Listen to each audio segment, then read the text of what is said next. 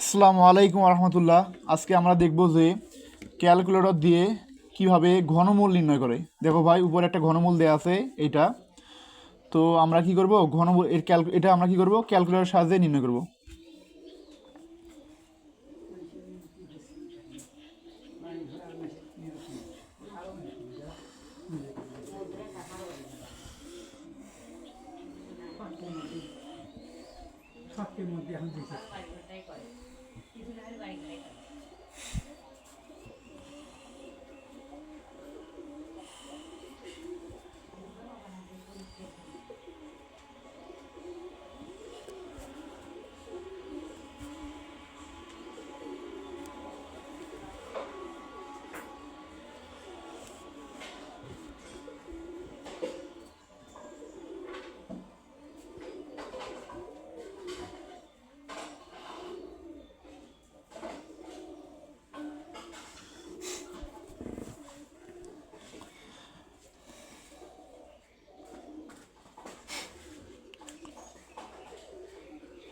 আসসালামু আলাইকুম রহমতুল্লাহ। আজকে আমরা দেখব যে ক্যালকুলেটরের সাহায্যে কিভাবে ঘনমূল নির্ণয় করতে হয়।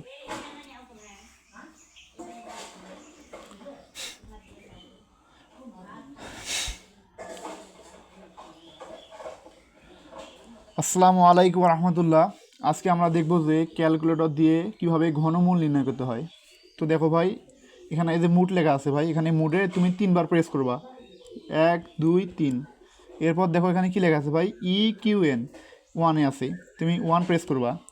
এরপর দেখো এখানে 2 3 হচ্ছে না ভাই, এখানে 2 প্রেস করা যাবে না, 3ও প্রেস করা যাবে না। এই দেখো ভাই, তীর চিহ্ন আছে। তীর চিহ্ন কোন পাশে আছে? ডান পাশে। তাহলে তোমাকে এখানে ডান পাশে প্রেস করা লাগবে। এখন এখন দেখো ভাই, 2 অথবা 3 ডিগ্রি অর্থাৎ পাওয়ার।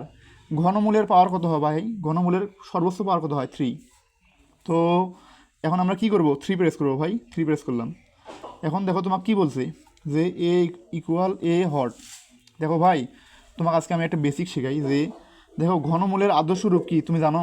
ঘনমূলের আদর্শ রূপ হলো a x cube plus b x square plus c x plus d equal 0। দেখো ভাই, এটা হলো ঘনমূলের কী রূপ? আদর্শ রূপ। এটা হলো ঘনমূলের আদর্শ রূপ ভাই, এটা হলো আদর্শ রূপ। এটা না জানলে তুমি পারবে না। দেখো, এটা হলো ঘনমূলের আদর্শ রূপ। এখন কথা হলো ভাই, এটা দিয়ে আমাদের কি উপকার হবে? দেখো, এক্স কিউব আছে না ভাই, এক্স কিউবের সামনে যেটা থাকবে ওটা হলো কিসের মান হবে? এর মান। এক্স স্কোয়ারের সামনে যেটা থাকবে ওটা কিসের মান হবে ভাই? বির মান। এক্সের সামনে যেটা থাকবে সেটা কিসের মান হবে ভাই? সির মান। আর যেটা দুর্বক থাকবে অর্থাৎ যার সাথে কোনো চলক থাকবে না সেটা কিসের মান হবে ভাই? ডির মান। দেখো তাহলে তোমাকে ক্যালকুলেটর বলছে যে এর মান কত। এর মান দেখো এ হট, তার মানে কি এর মান কত? তাহলে এক্স কিউবের সামনে কি আছে ভাই? 4 আছে। তাহলে এর মান কি হবে? 4। এই যে 4 ভাই, 4 প্রেস করবা। 4 ইকুয়াল, এখন ক্যালকুলেটর বলতেছে তোমাকে যে বি হট। তো বির মান কত? দেখো তো, এক্স স্কোয়ারের সামনে যেটা থাকে সেটা কিসের মান হয় ভাই? বির মান। তাহলে এক্স স্কোয়ারের সামনে কি আছে? 2 আছে। তাহলে 2 প্রেস করবা। 2। এখন তোমার ক্যালকুলেটর বলছে সির মান। সির মান কত হবে ভাই? 7। সির মান কী হবে? 7। 7। এরপর ক্যালকুলেটর তোমাকে বলছে যে ডির মান। ডির মান কোনটা হয় ভাই? যেটার সাথে কোনো কি থাকে না, চলক থাকে না। তাহলে কী হবে? 25। 25। এই দেখুন ইকুয়াল দিবা। দেখো এই যে ভাই, x1 মান অলরেডি আছি গেছে। দেখো এই ঘনমূলটা আমি ইচ্ছাকৃতভাবে একটা মানে অনির্দিষ্ট একটা মান নিছি ভাই। তো সে এই জন্য মানগুলো এরকম আসছে।